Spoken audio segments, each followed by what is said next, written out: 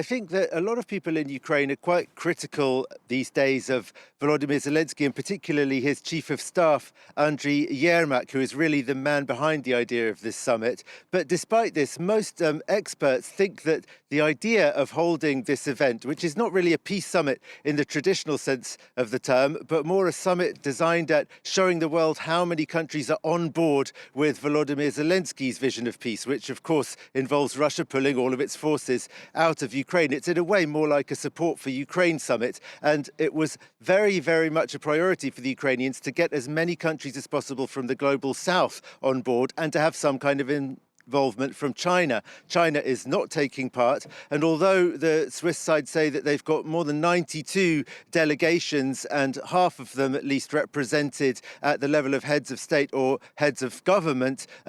big countries from the global south, such as Indonesia and India, are not represented. Brazil is sending its ambassador to Switzerland, which is the lowest possible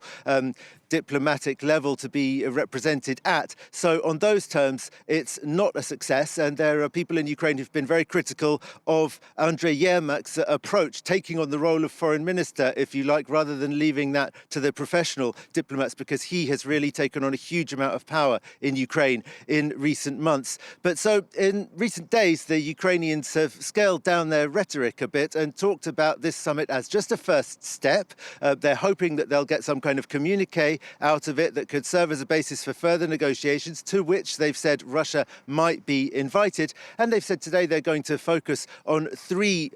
elements of Volodymyr Zelensky's 10-point peace plan, probably the ones that are least controversial, which are nuclear security, food security, and the release of Ukrainian prisoners of war and Ukrainian children who've been deported to Russia. Families of those Ukrainian prisoners of war have also travelled to Bergenstock in Switzerland to be present and to lobby for as much action as possible to be taken on that front.